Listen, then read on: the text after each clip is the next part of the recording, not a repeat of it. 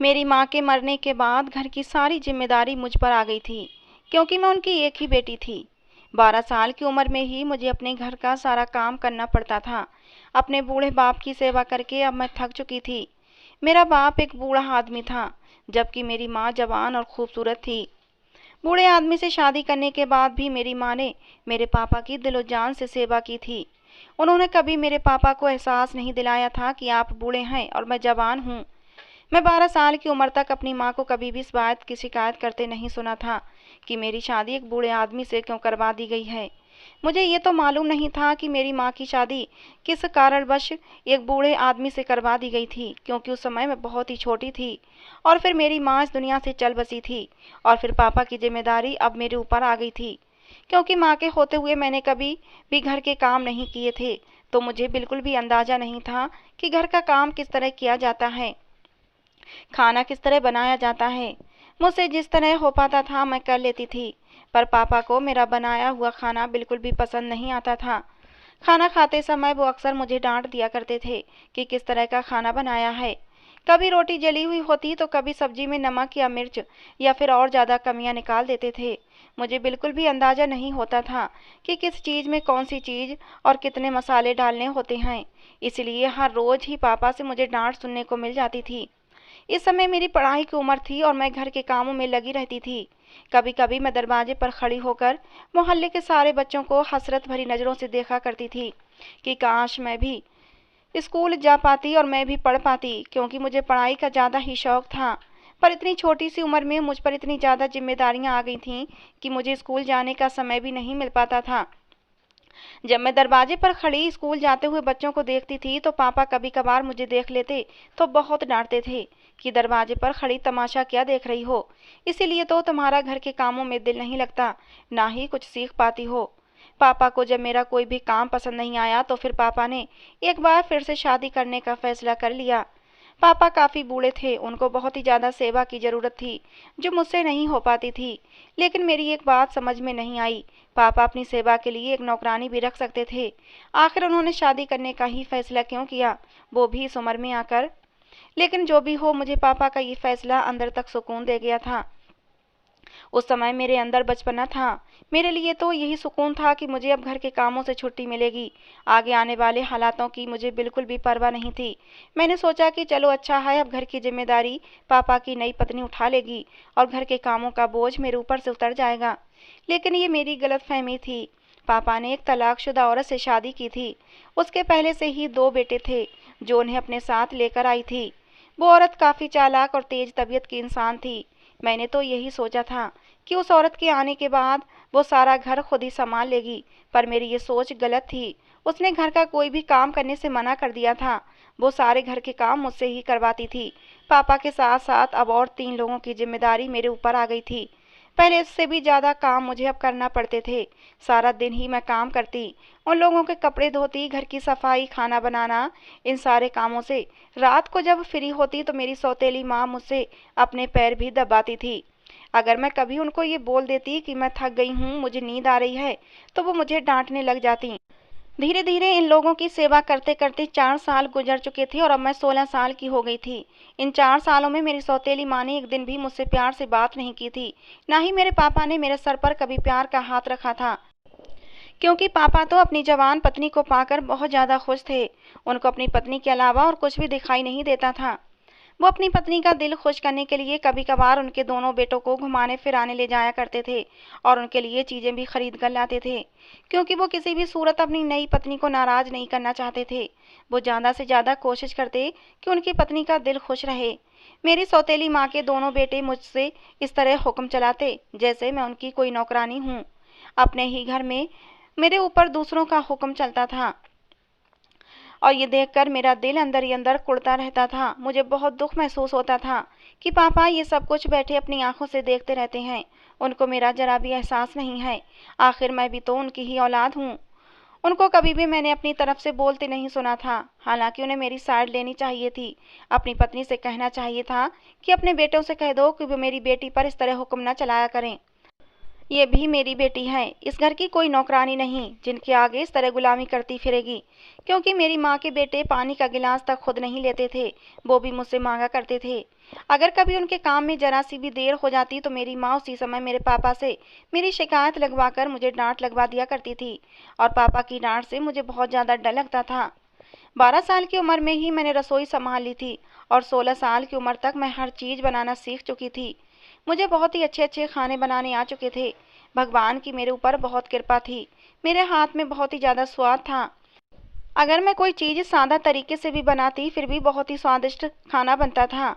एक दिन मेरी माँ की एक दूर की सहेली उनसे मिलने आई थी, जिसके लिए माँ ने मुझे खास तौर पर अच्छा खासा खाना बनाने के लिए बोल दिया था। मैंने अपनी सौतेली माँ के कहने पर हर वो चीज़ बनाई थी जो मेरी सौतेली माँ ने मुझसे बोली थी। सौतेली माँ की सहेली जब घर आई तो मैंने उनके सामने खाना रख दिया। उन्होंने मेरे हाथ का बना खाना खाया तो उन्हें बहुत ही पसंद आया। उन्होंने मेरी बहुत ज़्यादा तारीफ़ें की थीं, और मेरी माँ से पूछने लगीं, जिस लड़की ने ये खाना बनाया है ये लड़की कौन है? तो मेरी माँ ने उनको कहा कि ये मेरे पति की पहली पत्नी की बेटी है, इसका नाम शिवानी है। फिर उस औरत ने बड़े ही गौर से मेरी तरफ देखा, और फिर मुझसे मेरा हाल चाल पूछने लगीं। मैंने भी उनसे उनकी तबीयत के बारे में पूछ लिया, तो उन्होंने मेरे सर पर हाथ फेरते हुए मेरी माँ को कहा कि बड़ी ही प्यारी बच्ची है। मैंने नेचुरली ही बहुत अच्छा रंग रूप पाया था, इसीलिए मैं उस औरत को देखते ही पसंद आ गई थी। उस औरत ने मेरी माँ से अपने बेटे के लिए मेरा रिश्ता मांग लिया। उस औरत ने मेरी माँ से कहा कि मुझे ऐसी ही लड़की की तलाश थी जो खूबसूरत भी हो और घरदारी भी अच्छे से जानती हो।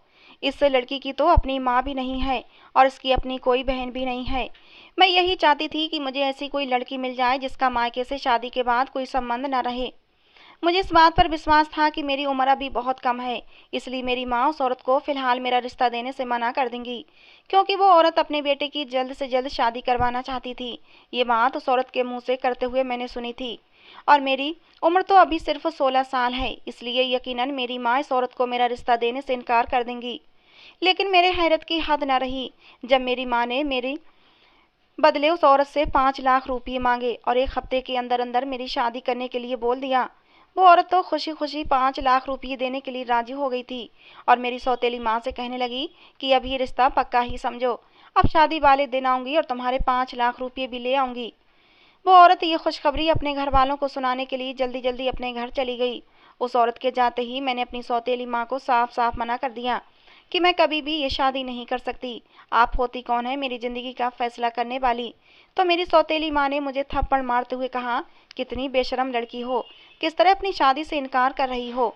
अगर यहाँ शादी नहीं करनी तो ज़रूर तुम्हारा किसी और के साथ चक्कर होगा, इसीलिए तुम्हें शादी से मना कर रही हो। कौन है वो जिससे तुम शादी करना चाहती हो? मैंने कसम खाते हुए कहा कि मेरा किसी के साथ चक्कर नहीं है। आप कम से कम मेरी उम्र तो देखें, फिर मुझसे ये बात करें। तो मेरी सौतेली माँ ने कहा कि मैं कह रही हूँ वहीं पर चुपचाप शादी कर लो, और कोई भी ज़रूरत नहीं है अपने बाप से इस बारे में बात करने की। मेरी सौतेली माँ ने पहले ही मुझे मेरे पापा से बात करने से रोक दिया, पर मैं तो पापा से इस बारे में बात करना ही नहीं चाहती थी, क्योंकि मुझे मालूम था कि पापा मेरी बात कभी भी नहीं मानेंगे। वो मेरी सौतेली माँ की ही बात मानेंगे। पहले कौन सा वो कभी भी मेरे हक में बोले थे जो अब मैं उनसे शिकायत करती। मेरी शादी होने से 4 दिन पहले ही मेरी सौतेली माँ ने सारे घर के कपड़े मुझसे धुलवाए थे। कपड़े तो पहले भी मैं ही धोती थी, पर मेरी सौतेली माँ ने इस बार संदूक में रखी हुई चादरें, रजाइयाँ और कवर्स वगैरह मुझसे धुलवाए थे, क्योंकि अब मैं हमेशा हमेशा के लिए यहाँ से जाने वाली थी, और अब ये सारे काम मेरी माँ को ही संभालने थे। इसीलिए मेरे जाते जाते भी वो मुझसे सारे काम करवा लेना चाहती थी। जैसे ही मेरी शादी का दिन करीब आता जा रहा था, मैं बहुत ज़्यादा डर रही थी, क्योंकि मुझे शादी के बारे में कुछ भी मालूम नहीं था। मैं तो अपने घर से कभी बाहर तक नहीं गई थी। मुझे बाहर की दुनिया के माहौल का कुछ पता नहीं था। मैंने कभी अपने रिश्तेदार नहीं देखे थे, तो पराए लोगों में ज़िंदगी गुजारना तो और भी मुश्किल होगा। यही सोचकर मैं बहुत ज़्यादा डरती थी। और फिर आखिर शादी वाला दिन भी आ गया, जब मेरी सौतेली माँ मेरे पास लाल कलर का जोड़ा लेकर आई और मुझे तैयार करने लगीं। तैयार करने के बाद मेरी सौतेली माँ मुझे बाहर हॉल में ले गईं, जहाँ पर पहले से ही कुछ लोग मौजूद थे। मेरी शादी में कुछ ही लोग आए थे जो कि शायद उनके ही करीबी रिश्तेदार थे। बहुत ही सादगी के साथ मेरी शादी हो गई और मैं विदा होकर अपनी ससुराल चली आई। मेरी सास ने मुझे कमरे में जाकर बिठा दिया, जहाँ पर बहुत ही खूबसूरत फूलों की सेज सजी हुई थी। मैंने ज़िंदगी में पहली बार इतना खूबसूरत कमरा देखा था, क्योंकि हम तो बहुत ही गरीब लोग थे। हमारे पास तो अपना पुराना सा कच्चा घर था। इस कमरे में एक बहुत ही खूबसूरत सा बेड पड़ा हुआ था, जिस पर बहुत ही खूबसूरत फूलों की सेज सजी हुई थी और जिसे देखकर मैं बहुत ज़्यादा खुश हो रही थी। इसी कमरे में एक बड़े से ड्रेसिंग टेबल के सामने खड़ी होकर मैं खुद को शीशे में देखने लगी। मैंने ज़िंदगी में आज पहली बार इतना मेकअप किया था, जिसमें मैं बहुत ही खूबसूरत लग रही थी। प्यारी तो मैं पहले भी बहुत ज़्यादा थी, अच्छा रंग रूप था, कद काठ भी अच्छा था, लंबे बाल थे, पर मेकअप ने तो और भी चार चांद लगा दिए थे। आईने में खुद को देखने के बाद मैं सोफे पर जाकर बैठ गई, जो बहुत ही नरम था। मुझे वहाँ पर बैठे हुए बहुत ही मज़ा आ रहा था। मैंने ज़िंदगी में पहली बार इतना बड़ा और नरम सोफ़ा देखा था। उस कमरे की हर चीज़ बहुत ही महंगी और खूबसूरत लग रही थी। मुझे ये सब कुछ देखने से ही बहुत अच्छा लग रहा था। जहाँ पर मैं शादी करके आई हूँ, ये लोग काफ़ी अमीर लग रहे थे। मैं दिल ही दिल में ये सोच रही थी कि शायद भगवान ने मेरी किस्मत में अब दुख लिखने बंद कर दिए हैं और अब मेरी ज़िंदगी में खुशियाँ ही खुशियाँ आने वाली हैं। मैं अपनी आने वाली ज़िंदगी के बारे में सोच सोच कर बहुत ज़्यादा खुश हो रही थी और तभी दरवाज़ा खुलने की आवाज़ आई और एक खूबसूरत नौजवान से लड़के ने दरवाज़ा खोला और अंदर आते ही कुंडी लगा दी, जो कि मेरा पति था। वो आकर मेरे पास बैठ गया। उसने मुझे देखकर कहा, तुम तो बहुत ही प्यारी हो। उसने मेरी खूबसूरती की तारीफ़ें करना शुरू कर दी, जो मुझे बहुत ही अच्छी लग रही थीं। ज़िंदगी में पहली बार किसी ने मेरी तारीफ़ की थी, वरना मायके में तो सिर्फ डांट ही डांट सुनी थी।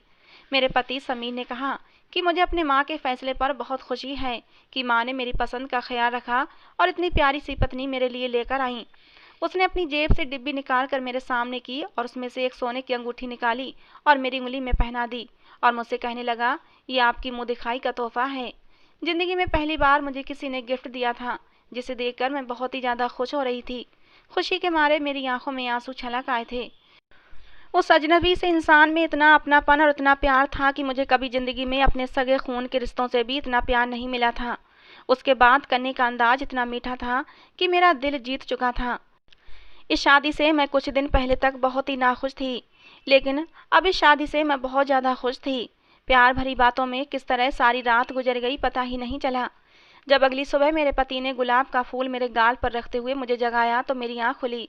आज ज़िंदगी में पहली बार मैं इतनी देर से उठी थी, क्योंकि अपने घर में तो मैं सुबह 4 बजे ही उठ जाया करती थी।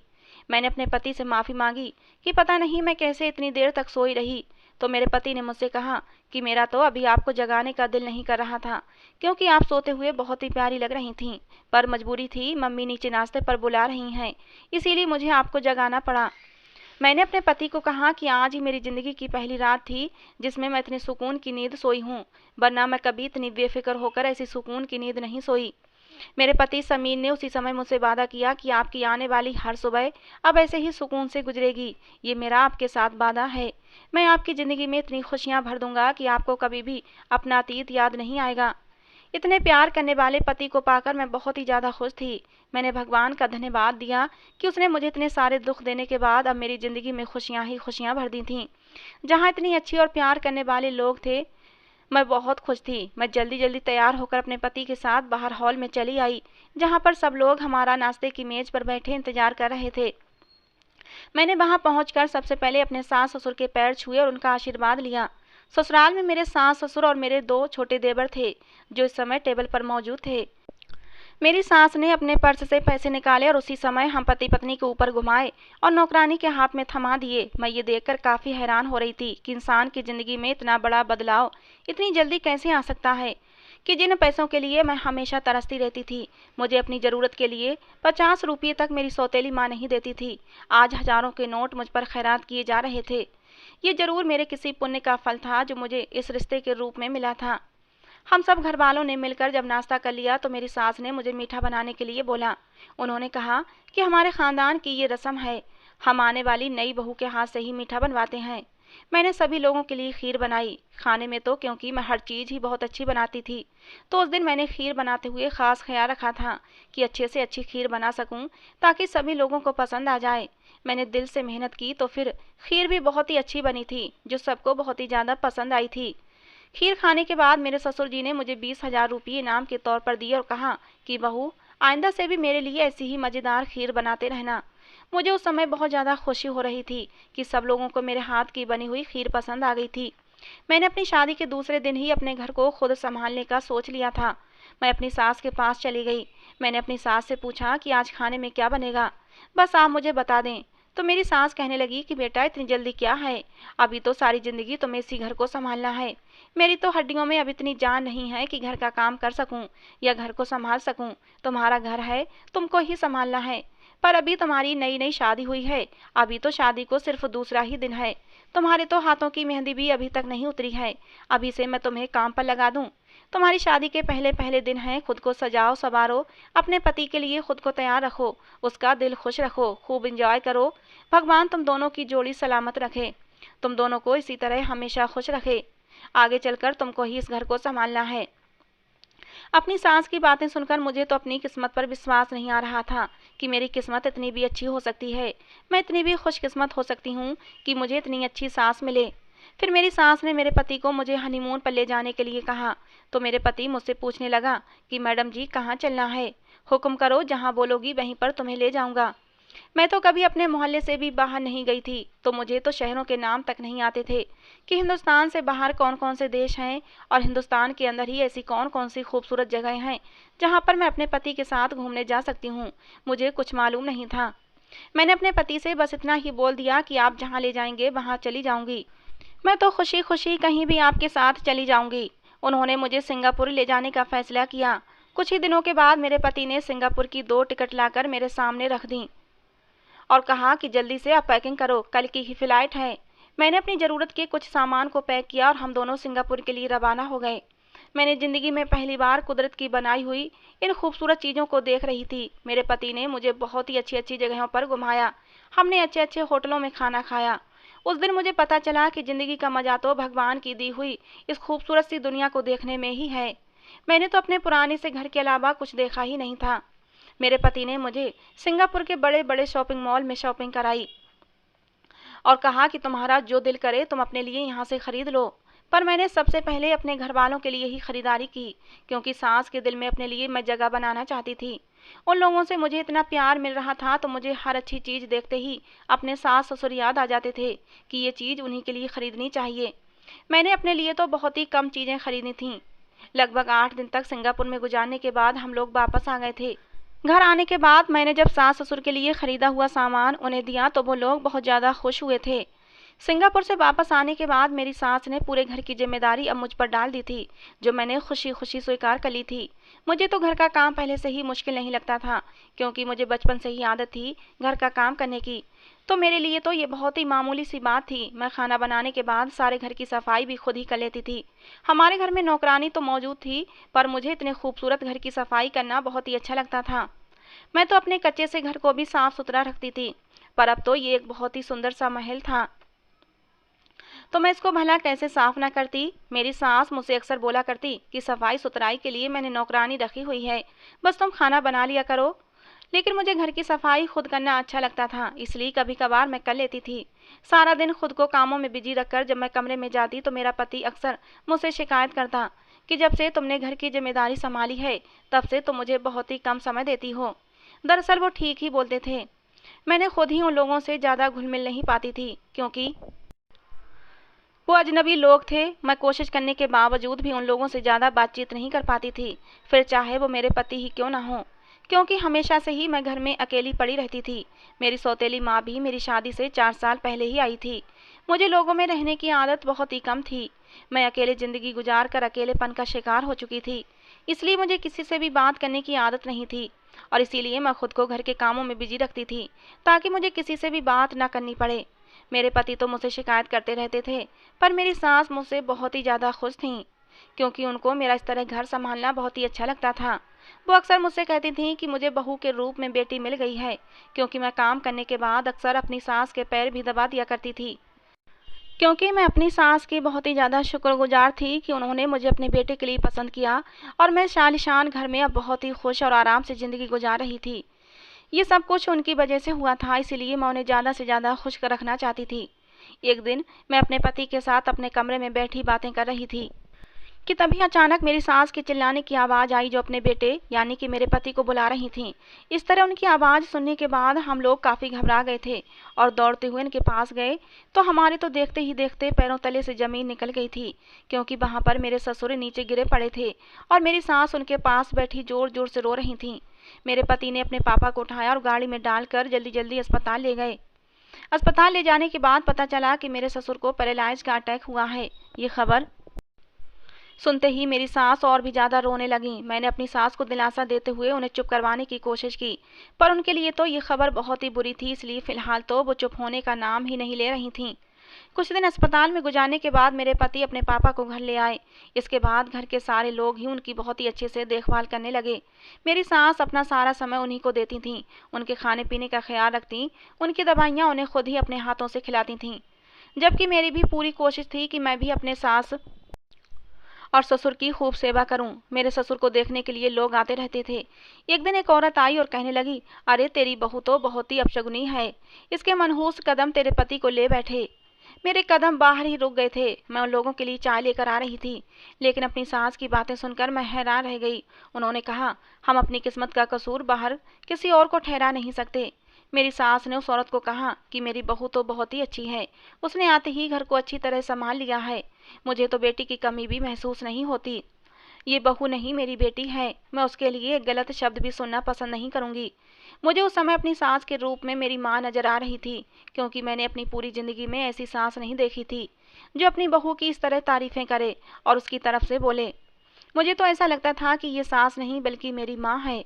उस दिन के बाद तो मुझे अपनी सास और भी ज़्यादा प्यारी लगने लगी थी।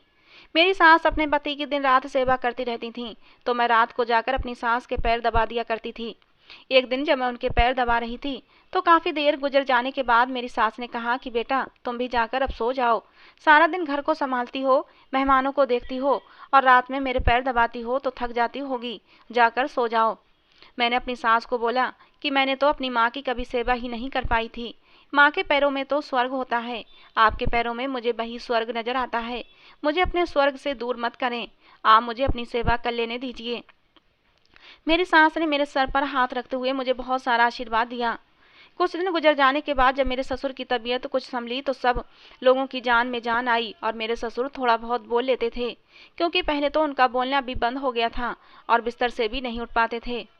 मेरे पति उन्हें कभी कभार व्हील चेयर पर बिठाकर कमरे से बाहर ले आते, जिसकी वजह से मेरे ससुर की तबीयत में और भी सुधार होने लगा था और वो खुद को हल्का फुल्का महसूस करने लगे थे। मेरे ससुर की बीमारी के बाद सारे कारोबार की जिम्मेदारी अब मेरे पति पर ही आ गई थी। वो तो काफ़ी बिजी रहने लगे थे। वो अक्सर मुझसे बोला करते थे कि पापा ने कभी भी मुझ पर कोई जिम्मेदारी नहीं डाली थी, वो हर चीज़ खुद ही संभाल लिया करते थे। उन्होंने हमें बहुत ही प्यार से पाला है। अपने पापा के बीमार होने पर सारी जिम्मेदारी अब मेरे पति ने संभाली हुई थी, क्योंकि मेरे देवर अभी बहुत छोटे थे जो अभी पढ़ रहे थे। एक दिन सुबह को मेरे पति देर तक सोते रहे तो मुझे काफ़ी चिंता होने लगी, क्योंकि मेरे पति की आदत थी वो सुबह जल्दी उठ जाते थे। मैं नाश्ता बनाकर फ्री हुई कमरे में आई तो मेरे पति अब तक सो रहे थे। मैं उनको उठाने के लिए उनके करीब गई और उनकी आवाज़ दी तो उन्होंने मुझे जवाब नहीं दिया। मैंने उन्हें हिला जुलाकर उठाने की कोशिश की, तब भी मेरे पति ने मुझे कोई जवाब नहीं दिया। मेरी चिंता और भी ज़्यादा बढ़ गई थी। मैं जल्दी से दौड़ती हुई अपनी सास के पास गई कि पता नहीं समीर को क्या हो गया है, वो नींद से उठ ही नहीं रहे। मेरी सास की तो जैसे जान ही निकल गई थी। वो नंगे पैर मेरे साथ दौड़ती हुई कमरे में आईं। उन्होंने समीर को काफ़ी आवाज़ें दी, उनके ऊपर पानी के छींटे भी मारे, पर मेरे पति को होश नहीं आया। वो अपने छोटे बेटे से कहकर मेरे पति को अस्पताल ले गईं और मैं भी उनके साथ अस्पताल चली गई। मेरे पति का चेकअप करते हुए डॉक्टर ने हमें जो खबर सुनाई तो हमारे पैरों तले से ज़मीन ही निकल गई थी। डॉक्टर ने कहा कि इन्हें तो ब्लड कैंसर है। मेरी सास बेचारी अपने बेटे की इतनी बुरी बीमारी के बारे में सुनकर ही धम्म से ज़मीन पर गिर गई थीं और ज़ोर ज़ोर से रो रही थीं, और मुझे तो जैसे विश्वास ही नहीं आ रहा था। मुझे तो अपनी सारी दुनिया उजड़ती हुई नजर आ रही थी। मेरी ज़िंदगी में अभी अभी तो खुशियों ने कदम रखा था, इतनी जल्दी मुझसे वो इतनी सारी खुशियाँ छीनने जा रही थीं। मुझे बिल्कुल भी विश्वास नहीं आ रहा था। मेरी आंखों से आंसू बहते जा रहे थे। और तभी मेरी सास मेरे पास आई और मुझे हाथ से पकड़कर उस कमरे से मुझे बाहर ले गईं जिस कमरे में मेरे पति थे। मेरी सास अब मेरे ऊपर चीख रही थीं और मुझे मनहूस कहने लगीं कि तुम सच में मनहूस हो, सच में तुम्हारी मनहूसियत ने मेरे घर की खुशियाँ खा ली हैं। जाओ हमारी ज़िंदगी से। मेरे बेटे की ज़िंदगी में वापस आने के बारे में सोचना भी मत। मैं अपनी सास की मिन्नतें करने लगी। मैं बोली कि इसमें मेरा क्या दोष है, पर मेरी सास मेरी एक भी बात सुनने के लिए तैयार नहीं थी। उन्होंने अपने दोनों बेटों से कहकर मुझे अस्पताल से उसी समय धक्के देकर बाहर निकलवा दिया, और यहाँ तक नहीं सोचा कि मेरे पति की बीमारी का जितना दुख उन्हें हुआ है उससे कहीं ज़्यादा मुझे भी हुआ है। मैं रोती हुई अपने मायके चली गई तो मेरी सौतेली माँ मुझे देखकर ही परेशान हो गईं और कहने लगीं, क्यों आई हो? तुम्हारी सास ने तो मुझसे कहा था कि तुम अब कभी भी मायके नहीं आओगी, तो फिर यहाँ क्या करने आई हो? मेरी सौतेली माँ मुझसे कहने लगीं, अगर थोड़ी देर के लिए आई हो तो ठीक है, अगर रहने के लिए आई हो तो अभी के अभी यहाँ से चली जाओ, क्योंकि तुम्हारी हालत और तुम्हारी शक्ल बता रही है कि तुम्हें उस घर से निकाल दिया गया है। तुम्हारे बाप की दवाइयों पर बहुत खर्चा हो चुका है, अब तुम्हारा पेट पालने के लिए मेरे पास पैसे नहीं हैं। मैंने तो अभी तक अपनी दुख भरी दास्तान अपनी माँ को सुनाई भी नहीं थी कि उन्होंने पहले ही मुझे अपने साथ रखने से मना कर दिया। मेरी सौतेली माँ ने और दोनों भाइयों ने धक्के देकर मुझे उस घर से निकाल दिया। मैं रोड पर जाकर गिरी थी। अपनी माँ के दरवाजे पर रोती रोती सारी रात गुजर गई, पर मेरी सौतेली माँ ने दरवाजा नहीं खोला। भूखी प्यासी सारी रात गुजार कर मैं सुबह 5 बजे उस दरवाजे से उठी। मेरे शरीर में बिल्कुल भी ताकत नहीं बची थी। मुझसे चला भी नहीं जा रहा था, क्योंकि एक तो मेरे पति की बीमारी का सदमा था, दूसरा घर से निकाल देने का। मुझे विश्वास था कि मेरा पति मुझे जरूर वापस बुलाएगा, क्योंकि वो मुझसे बहुत ज़्यादा मोहब्बत करता था। और फिर से मैं ससुराल जाने लगी। चलते चलते रास्ते में अचानक मेरा सर चक्कर खाने लगा और मैं बेहोश होकर गिर गई। जब मेरी आँख खुली तो मैं एक अस्पताल में मौजूद थी और एक औरत मेरे साथ खड़ी थी। मैंने उस औरत से सवाल किया कि मैं कहाँ हूँ और मुझे क्या हुआ है, तो उसने मुस्कुराते हुए मुझे जवाब दिया कि बधाई हो, आप माँ बनने वाली हैं। आप एक सड़क पर बेहोश पड़ी हुई थीं और मुझे मिली थीं, तो मैं आपको अस्पताल ले आई, जहाँ मुझे पता चला कि आप माँ बनने वाली हैं। उस औरत ने मुझसे कहा कि आप कौन हो, कहाँ रहती हो, मैं आपको आपके घर तक छोड़कर आती हूँ। ये बात सुनते ही मेरे आंसू बहने लगे। मैंने उस औरत को कहा कि मेरा तो कोई भी घर नहीं है, किस घर का पता आपको दूं? मेरे पति के घर से मुझे मनहूस कहकर निकाल दिया गया है और मेरे बाप के घर से भी मुझे ये कहकर निकाल दिया गया है कि वो मेरा भार नहीं उठा सकते। वो औरत बहुत ही अच्छी और रहमदिल थी, तो वो मुझे अपने साथ अपने घर ले गई। उस औरत के घर में मेरा बहुत ही अच्छे से ख्याल रखा जा रहा था, इस वजह से कि मैं पेट से थी। उस औरत को जब मैंने अपनी सारी कहानी सुनाई तो उसे भी बहुत अफसोस हुआ था। वो कहने लगी, मेरे साथ बहुत ही बुरा हुआ है। उस औरत ने भी अपने बारे में मुझे बताया कि मेरे पति ने मुझे छोड़कर दूसरी शादी कर ली और मैं ये सौतन गवारा नहीं कर सकती थी। मैं अपने पति से बहुत प्यार करती थी, लेकिन उसने मुझे धोखा दिया। मैं सब कुछ बर्दाश्त कर सकती थी, लेकिन धोखा नहीं। मेरा पति भी मुझसे बहुत प्यार करता था। उसका मन था कि हम दोनों एक ही घर में रहें, लेकिन मैं अपनी सौतन को बर्दाश्त नहीं कर सकती थी। मैं अपने पति का बंटवारा अपनी आंखों से नहीं देख सकती थी, इसलिए मैंने अपने पति को छोड़ दिया। मैं अपनी आंखों के सामने रोज अपने पति को किसी और की बाहों में नहीं देख सकती थी। इससे अच्छा तो मैं उससे अलग ही रहने लगी। और अब मेरा पति एक रोड हादसे में मर चुका है। ये खबर सुनने के बाद मुझे बहुत दुख हुआ था, क्योंकि वो औरत नौजवान थी।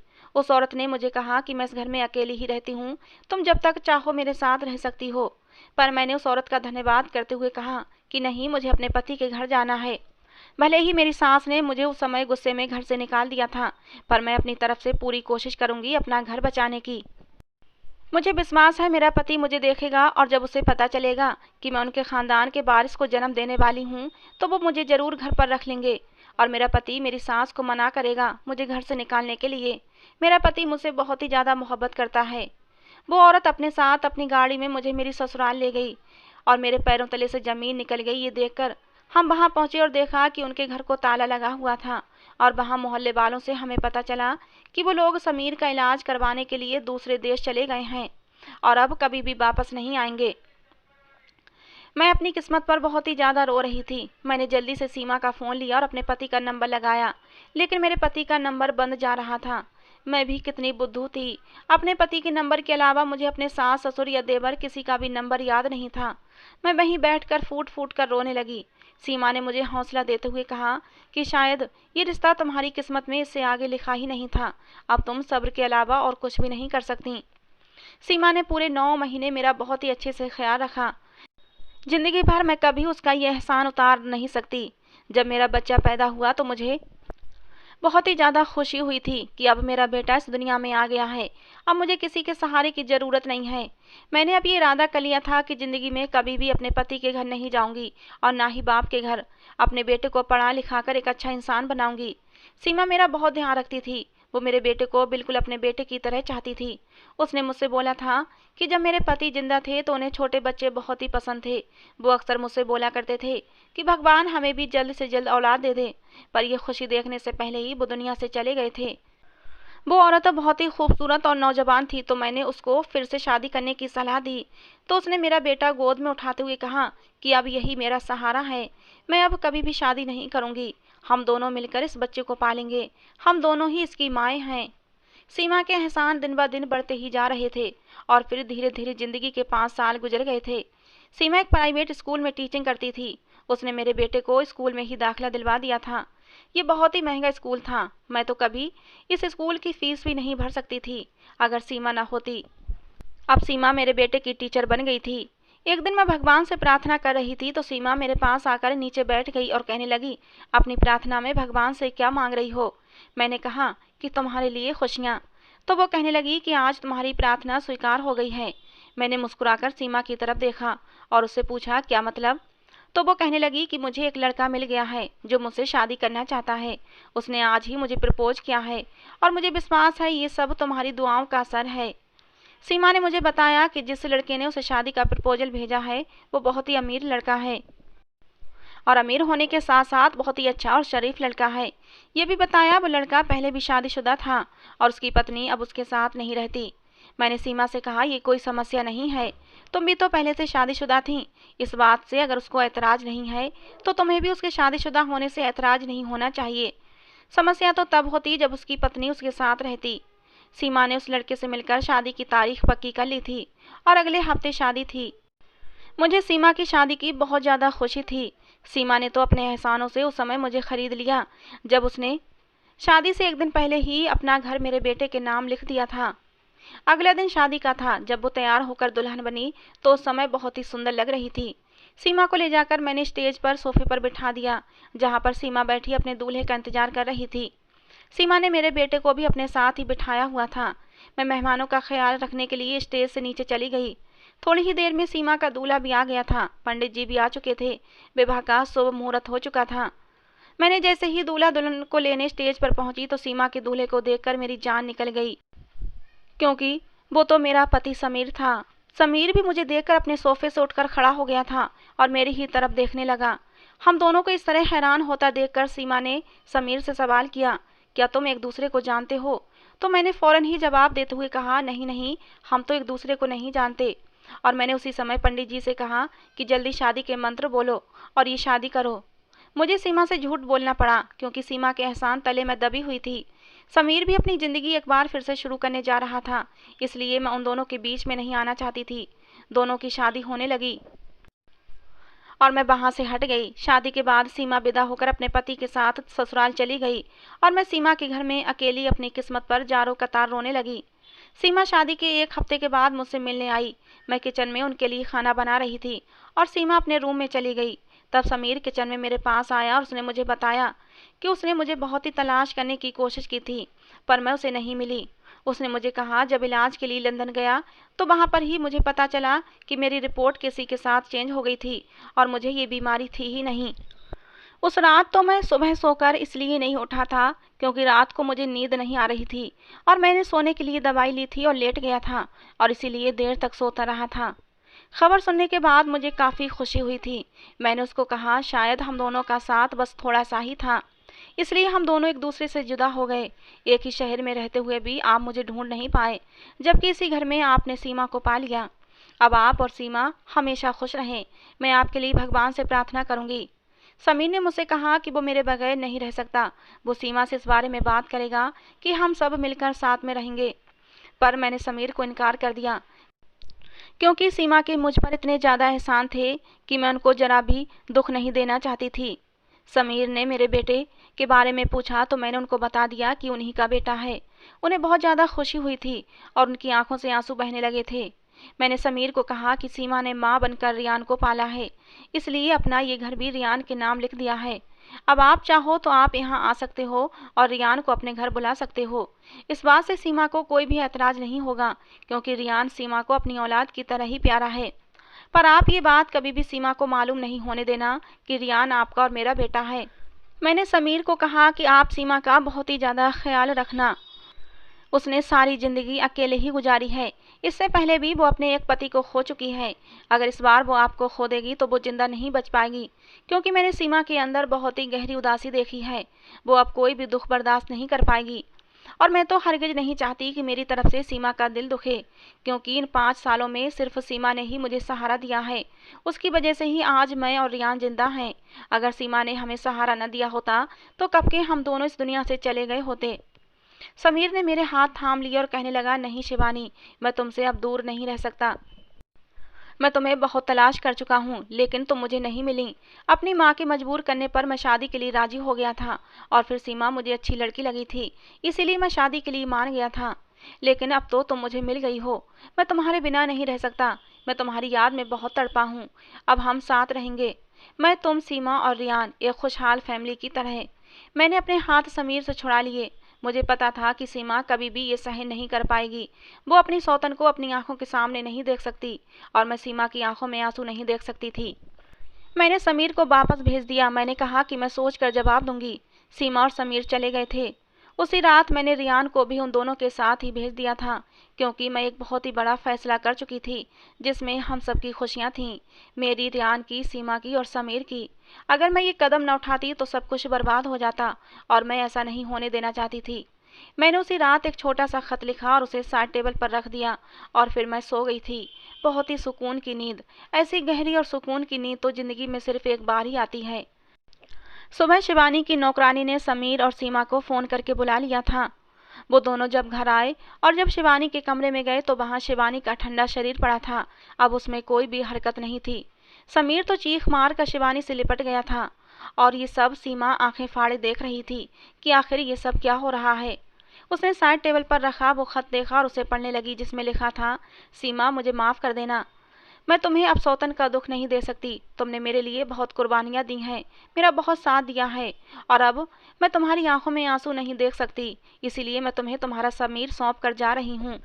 अब तक तो तुम समझ ही चुकी होगी कि समीर ही मेरा पति है।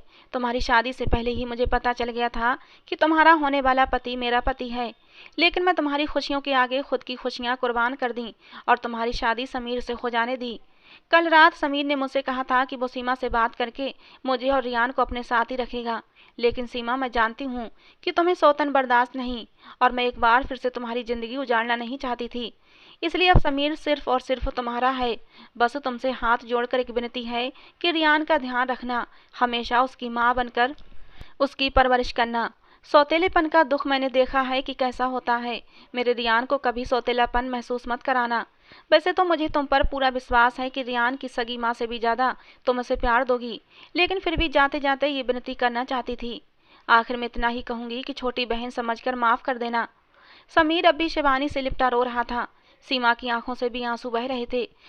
वो समझ गई थी शिवानी और समीर की मोहब्बत को। समीर की तड़प बता रही थी कि वो शिवानी से कितनी मोहब्बत करता है। शिवानी सीमा के लिए बहुत बड़ी कुर्बानी दे गई थी। सीमा ने अपनी आंखों से आए आंसू साफ किए और समीर को कंधे से पकड़कर उठाया और बोली, समीर, शिवानी बहुत ही महान है। उसकी इतनी महानता मेरे अंदर बिल्कुल भी नहीं है। मुझे माफ कर दो जो मैं तुम्हारे और शिवानी के प्यार के बीच में आ गई। समीर ने सीमा के हाथ पकड़ ली और कहा, नहीं सीमा, इसमें तुम्हारी कोई गलती नहीं है। गलती तो सब तकदीर की है। कुछ ही दिनों में सब कुछ नॉर्मल हो गया था। जाने वाले के पीछे ये दुनिया रुक नहीं जाती। सब कुछ अपने रूटीन पर आ गया था। अब शिवानी और समीर का बेटा सीमा और समीर का बेटा बन गया था। सीमा रियान का बहुत ही ध्यान रखती थी, सगी माँ से भी बढ़कर उसको प्यार करती है। समीर भी अपने बेटे रियान को पाकर बहुत खुश है। समीर की माँ अब दिन रात रोती है कि उसने इतनी अच्छी बहू खो दी थी, लेकिन जो हो चुका था अब उसको बदला नहीं जा सकता था। बस समीर की माँ को उस समय सुकून मिलता था जब वो रियान को सीने से लगाती थीं। रियान में उन्हें शिवानी की झलक नजर आती थी। तो दोस्तों, ये थी आज की हमारी कहानी। आपको कैसी लगी जरूर बताना। पसंद आई हो तो प्लीज़ लाइक किए बिना मत जाना। रोज एक नई कहानी सुनने के लिए हमारे चैनल को सब्सक्राइब करना। कहानी को अंत तक सुनने के लिए आप लोगों का बहुत बहुत धन्यवाद दोस्तों। मिलते हैं अगली किसी नई कहानी के साथ।